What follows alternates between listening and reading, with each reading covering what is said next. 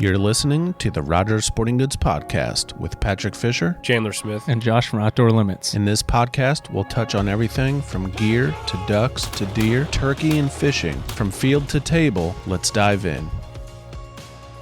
Well, this is the Josh from Outdoor Limits takeover for the Rogers Podcast. I'm sitting here at Waterfowl Weekend in the parking lot in Liberty, Missouri at the Rogers Sporting Goods store.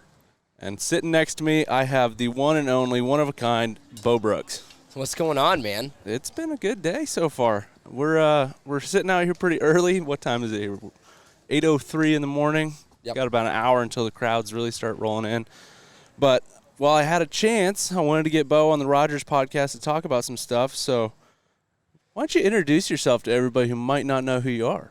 My name is Beau Brooks. I work for Higdon Outdoors, Power Calls, and Riven and Momarsh, and we kind of have a little family of companies I work for, I'm kind of known for calling and stuff, kind of wild man, sleep in my truck type of guy, but been working with Rogers for 6-7 years now, and it's been so awesome. It's been ingrained deeply into my lifestyle for some time. So let's talk about yesterday. So yesterday was the first day of Waterfowl Weekend. It was on Friday. Yep. What do you think? How'd it go? Man, it was an awesome Friday. There was a line out the door.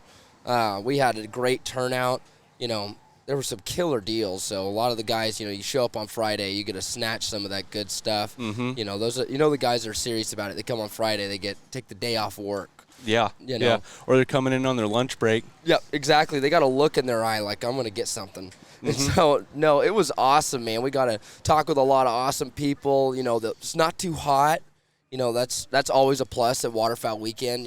I've had years where I've been here before. It's 100 and something degrees, and I'm laying in the pool, with yeah, the pulsators. Yeah. Last year that pool was looking real fine. Exactly. Except the water was like 100 degrees. You probably get hotter in the pool, but no, man, it's a really cool event where everybody gets to come together, and we get to talk about waterfowl. We get to talk about this turkey season. We get to talk about everything that that we've got to do this year in our upcoming plans, and it's also a cool place for us to showcase our new products. For sure. Yeah, yesterday was fun, but I think today's going to be even better. Today's Saturday. It's going to get wild. It's going to have a heck of a crowd here. I'm curious to see how long the line for the checkout counter is going to be. Oh, I'm so excited. It's like literally, it makes my day. My goal is to make sure everybody that's got in that checkout line has a turkey call in their hand. There you go. That's a good goal. I wonder if you can accomplish that. Oh, yeah. Yeah, what you ought to do is just go in there and just entertain people while they're waiting in line. I think I could. They'll probably tell me to leave, but it's all good. Yeah, you need to go back outside. Yeah, exactly. Yeah, it's been good. I think today's going to be awesome. We got food trucks, the concert, the beer garden, of course the sales inside. There's some good deals. Oh, there's killer deals. There's some of that stuff, and I'm not joking. They're literally giving it away. There's some of our stuff, and I'm just like, that is it's better. I bet you it's better pricing than what I get. And I work at the company. Yeah. No, that's why people come from miles and miles around. I mean, I talked to some people yesterday from Tennessee, and a lot of Missouri people. Drove all night. Yeah. Some of these guys drive all night to get here, and I can understand it. I remember growing up, I lived so far away from here, but all I ever wanted to do was come here. That was your life goal, was to come to Rogers Sporting Goods. It was, 100%. I remember when I started working at Higdon, you're going to Rogers. Just kind of a joke. Am I getting paid? No. Okay, I'm good. I'm still going. I don't care. Yeah. So, no, man, it's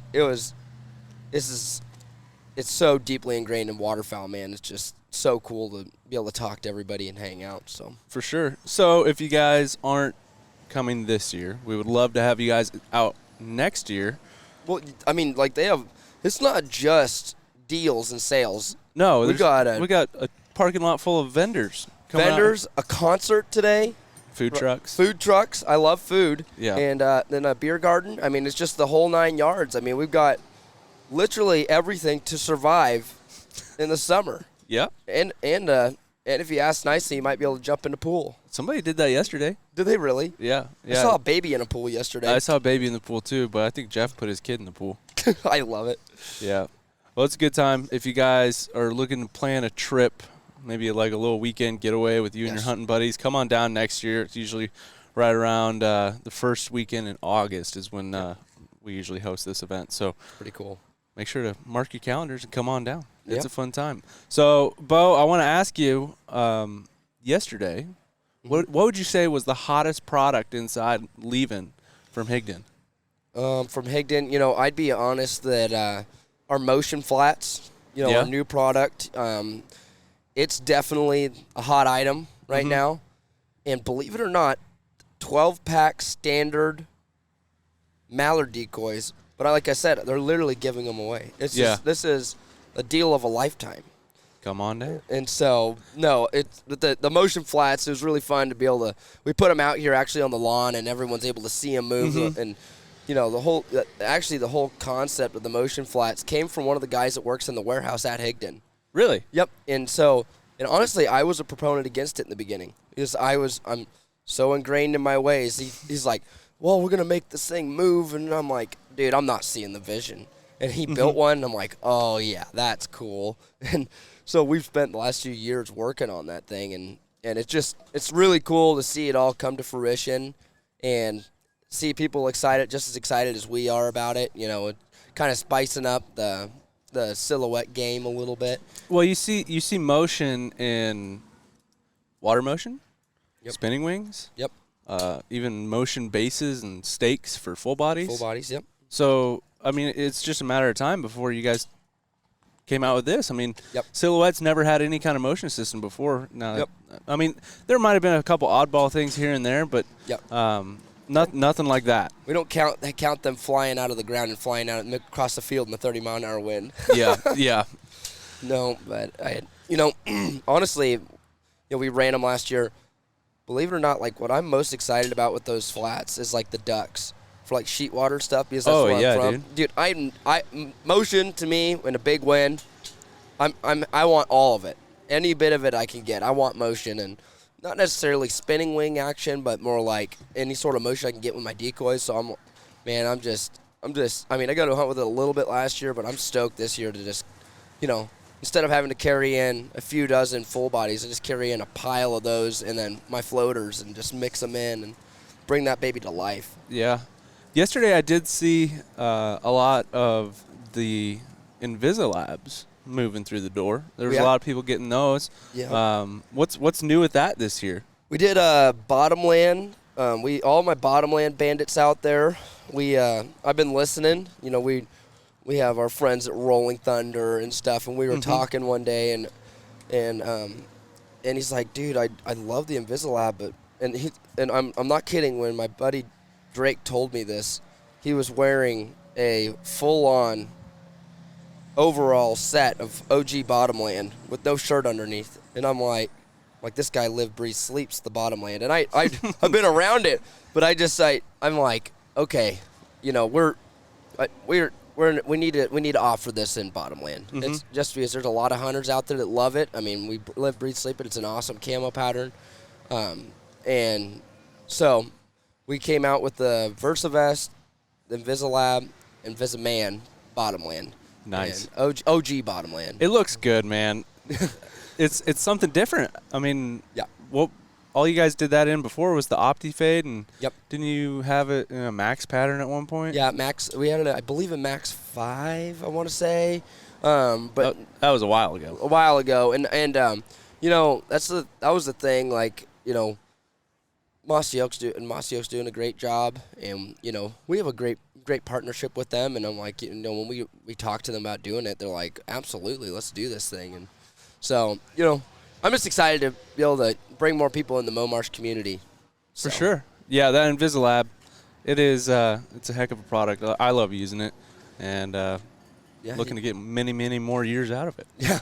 Yeah, you've been running it for a while, haven't you? Yeah, a couple years now. Yeah. Yep.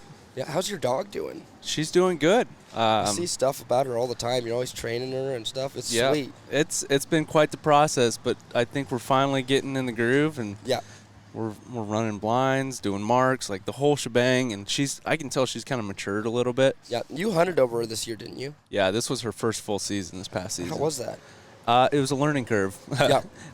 I've never hunted with a dog or owned a dog before, so I had to learn just as much as she did, and I think we finally found our rhythm. It changes the way you hunt, doesn't it? Just like the way you look at hunting. It's more hunting for her, isn't it? Yeah, it really is. Like if you're sitting there on a skunk day and you see this coot just pushing his way through your spread, it makes you actually think about, hey, maybe I do want to shoot a coot today. I'm going to be honest with you.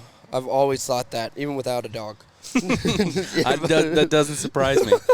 That really doesn't surprise me. I've actually eaten them. They're not terrible. No. You would think that they have like a diver-like quality for their meat, but it is thin and extremely tender. And you would never think that. But I will not eat coots from Louisiana. They're living in the mud. I like the ones that come out of the rocks. There you go. So other than the motion flats and the bottomland stuff, you guys got anything else new this year? Not necessarily on the waterfowl side. We're working on a bunch of stuff. I think next year's going to be a big year for us. Okay. And took me about 2 years to capture all the images for all the silhouettes, and we've got a few more silhouettes we're going to come out with. We're working on a few things there. The next 2 years, I think you can expect some pretty big things from Higdon Momarsh, and even Power Calls, So we're very, very excited. We're putting our head down and working right now. Awesome. And the flats, do you guys offer them in like specks, snows, and mallards? So right now, we currently do honkers, specks, snows, blues, and mallards. Okay. Yeah, and soon to be coming is probably pigeons, just because I got a bias against it. Yeah, you're telling me about going under bridges and catching pigeons. Oh, I love doing all sorts of crazy stuff. I feel like we should tell the viewers, or well, I guess listeners. We're not on YouTube today. Yeah. I'd love to hear a story from Beau Brooks' past. Yeah, well, I was telling you yesterday. When I was running around, I was guiding, so I'd blow through the money I made guiding. I was terrible with money, but I'd spend every single dollar I had into duck season. After I got done with elk guiding and stuff, and we get to about late December, duck hunting's getting real good. And I'm like, guys, I'm running the boat every day, so I'm like, guys, this is getting expensive. I'm running out. I'm running dry. I don't necessarily want to go back to work doing construction or anything like that or working on the farm. Mm-hmm. What can we do? And we were sitting there, and I'm like, dude, why don't we start catching pigeons? and I'm like, dude, these people will pay top dollar for these pigeons. And so we ran around downtown Portland with nets, started catching them.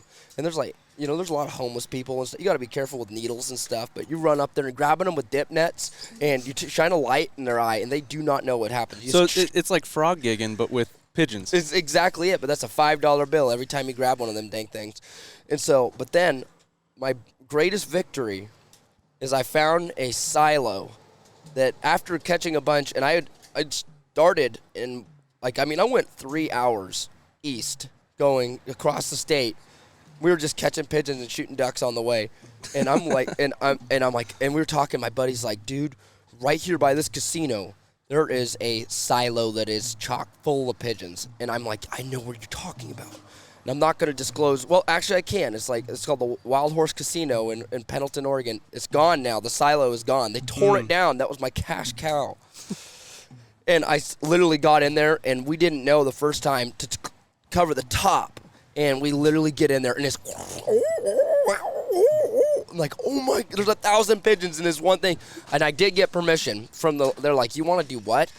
I'm like, I want to catch pigeons in your silo. And this is at 8 or 9 o'clock at night. Okay. And they're like, go do it. And we started, and we already grabbed a few. I bet you we grabbed 30 that night, but we ended up catching 250. And I put them in the back of my buddy's canopy. I had a gunner kennel, and I was filling that dang thing to the top. and I bring it back out, and we put it in the canopy. And then I'm like, what are we going to do now? We got to box these things. I used to have pet pigeons. So at my house, I have a coop. Okay. And so I'm like, I just got to get them home. And so what I did is we were going in, and I went to the Walmart parking lot, my buddies. I'm going to be honest, I didn't necessarily share the money with them. I just paid them an hourly rate. I gave him $20 What a an hour. businessman. I know, and I'm like, well, I've been paying for the gas in the boat, so let's going in the fund. Yeah. And so we ended up we're putting these pigeons in the boxes, 15 at a time, taking them out of the Walmart recycling bin, all these boxes. It looked like a drug deal, but we grab these pigeons. I go home, and I'm like on Facebook. I'm like, because I already got some buyers. I'd been selling a few, These are 30 bird nights, Was it like, were you selling it to people that you know? No. Just random people? Dog trainers. I get on okay, that makes sense. Like the dog trainer, like Upland Bird, every single Facebook group I could find. I'm like, who's trying to get some pidge? And I'm like, $4, $5 delivered, and and oh my gosh, it was the most legendary thing. I sold them all in a day. I had all 250 gone, and I'm like going all over the place, and I made whatever it was, over $1,000, and we lived like kings for about a week, hunting ducks, and it's prime time season at home, and I tried to replicate it a few times, not quite as many, but I still sold pigeons, and if I ever get hard up again, I'm like, I was looking into getting net guns, all sorts of stuff. Because we go out and shoot, and I'm like, man, we shoot 200 to 400 a day. Like, what if we caught those? Yeah. We could be rich. But, there's a lot of logistics into it, and I think I'm just going to stick to making videos and calling and building calls. Yeah, it's a little more consistent. It's a little more consistent for sure. Yeah. Yeah, man. That's awesome, man. I could just see you dangling from a girder underneath a bridge over the interstate with a butterfly net trying to catch pigeons. That's about exactly how it went. And I'll drive along, and I'll take one pass by, and we take a spotlight and shine up underneath there. I've had cops pull up on me, and they're like, what are you doing? I'm like, catching. I'll come over with handfuls of pigeons, and I'm like, just catching pigeons, man. He's like, well, can you please get out of the road? I'm like, yeah, sorry. I just pull out of the road. It's the middle of the night, and he's laughing. He's like, what the heck? I don't know, man. It was, you look back on it, and you're like, that's the best of times, Yeah. Well, the funny thing is, you're telling me this story yesterday, and so on my drive up here this morning, yeah, I looked at every bridge and saw pigeons. Underneath every one of them. Every single one of them coming here, I was like, there's a pidge. There's some pidge. That's what we should do tonight. Let's go catch some. Okay. I got some buyers. Brooks got a puppy. He'll pay for him. Brooke, you want to go catch some pigeons? Yes. Yes. Didn't even think about it. No. I lived with him for 3 years, so he's used to shenanigans. Yeah. Well, for those of you guys listening that don't know, you guys put your show on YouTube. Yep. You guys got any plans for this year with your show? Yeah, so Higdon Outdoors, we came out with a lot of field products, so we're going to go back to Canada. Excited about it. We're going to a different part in Alberta. I'm very hopefully, if we make it there, I'm very excited about that. We'll do iris again. For bow hunting, the stuff that I do, I self-film. It's just shenanigans. I'll probably go out west. I think I'll do South Dakota this year. I really like showing the fun stuff that we get into when you're not on camera, because the stuff we do on HOTV is super fun. It's very put together. We're there for work, for the show. Mm-hmm. When I'm on my own, I'm always taking pictures for work, or it's more like us hunting public land, just grinding it out and doing stupid stuff to shoot a bunch of ducks. And I'm not the best videographer in the world, but I really enjoy it. So. Yeah, and it's a lot of fun to be able to look back on your hunts. Oh, it is, 100%. I spent Friday, I was working on an HOTV episode, and I popped back to some of my episodes from bow hunting, and I'm like, I can't believe I got that on film. Like, last year we got a European widgeon on film, and we got shot 56 greenheads on film, and on a public spot, like we slept and camped on. And it's like I never, as a younger version of myself, I never in a million years would have thought that I would be able to do this. This is literally my dream since I was a kid. I'm a turkey hunting son of a gun. I'm an elk hunting son of a gun. Filming waterfowl hunts, and like Phil Robertson gave me my first duck call when I was a kid, and that's all I wanted to do when I grew up. And I never knew that it would ever, ever, ever come to fruition. You never know where the world's going to take you, man. No, you understand that more than anybody. Yeah, yeah. So, just some goon with a camera somehow made it into the waterfowl industry. yeah, it's for all the people that are listening. I mean, you just got to go out there, have fun with it, right? If you want to start doing it, I mean, you can do it with a GoPro. You can do it with anything. You just got to go and do it. Yeah. That's all it takes, man. Like, some kids came up to me yesterday, and they're like, hey, we want to kind of start filming our hunts. Yep. This year, I was like, they were asking for advice. I'm like, my best advice is just press record. On everything. Yeah.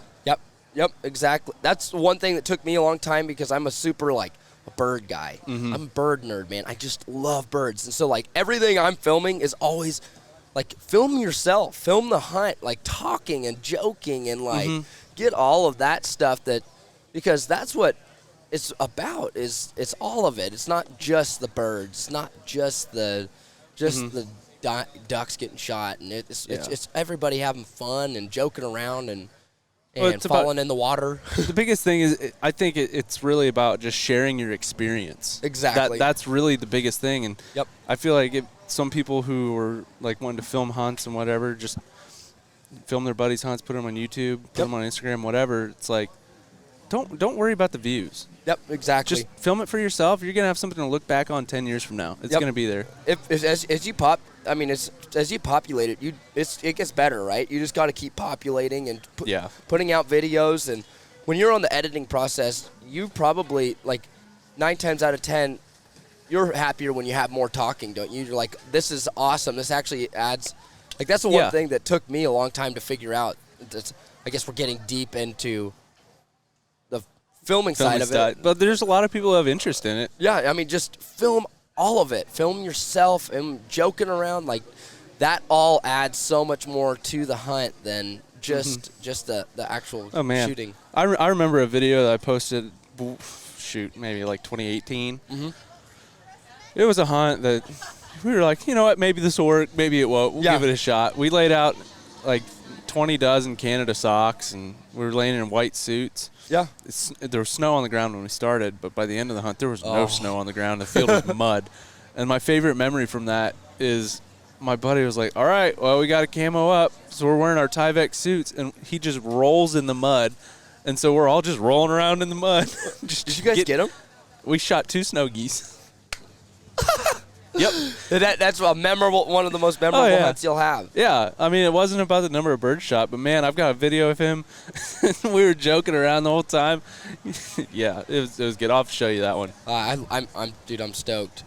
But, no, man, I don't know. We could go on and on. This is for a different day. It is. But, I mean, you can just tell how much everybody here loves this stuff. Oh, for sure. Everybody's out here asking questions, wanting to pop around, see all the new products, and get inside and get the good deals. So it's a good time. Live, breathe, sleep, ducks. And there's just a lot of friendly faces you see around. Like right there's Mr. Mario.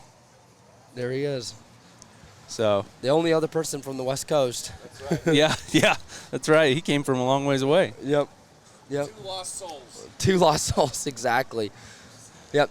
Except for I kind of look like it. I look like a hippie. I could live in Portland with my hair right now. Mario, I bet you he had hair like mine at one point. Nah. Mario was too busy being a radio DJ and living it up. Short on the top, long in the back in high school. Yeah, baby. Had the skullet going. Skullet. Did you ever have a rat tail? I'm going to take that as a yes. You can't. A rat tail? Oh, yeah, 100%. Yeah. Oh, my gosh. You had to have it. If you didn't have it on the football team, you would tough. Oh, my gosh. A rat tail's going to come back. Mullets came back. Mullets came back hard. Yeah, they did. I'm loving it. Every second of it. It makes running a jet boat so much more fun. Or an airboat. Or an airboat, except I could see it getting dangerous. Yeah. So let's talk hunting for probably the next 5 minutes or so, and then we'll shut her down. But last season, what was one of your favorite trips that you went on? Let me think here. I had a few of them. I had one day with Ira at his property, and I grew up hunting with 2 to 3 people. Never hunted with much more than that. I never had much interest to hunt with much more than that.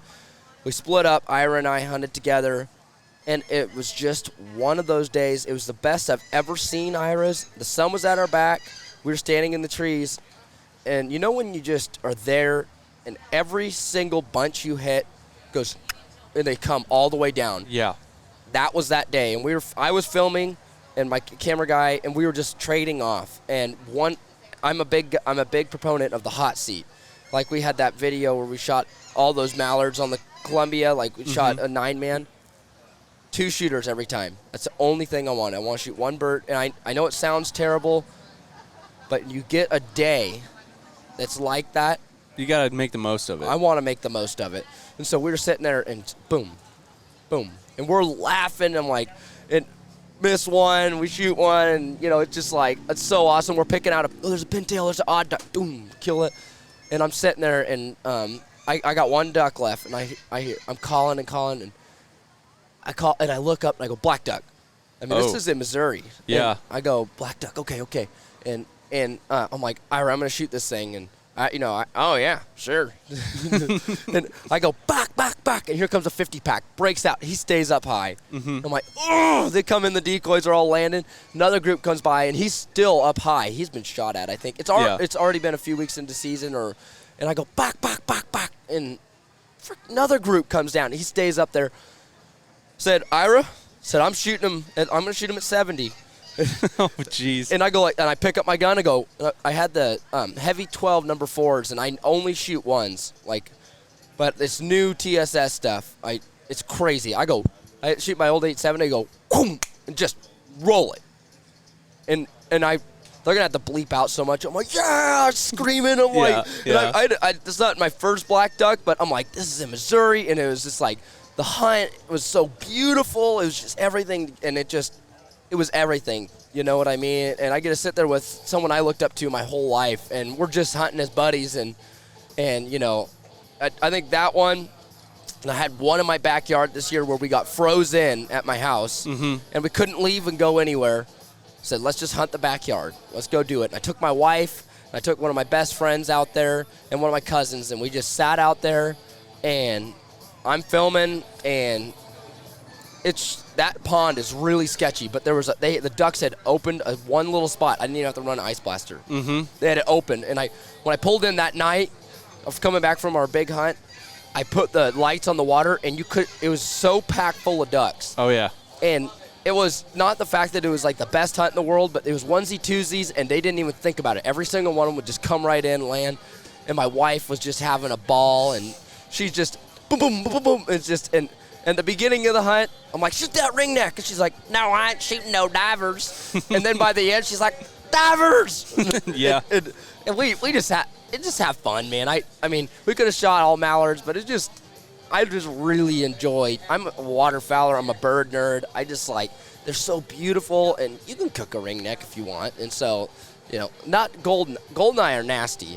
I ate goldeneye this year, and I've tried eating them in the past, but I forgot. This year I tried eating them. That is the nastiest dang bird. I mean, I cooked it, and it literally tastes like I was biting out of a piece of fish. What you ought to do with the goldeneye is just grind it. Make sausage. That's a good point. That's what I ought to do.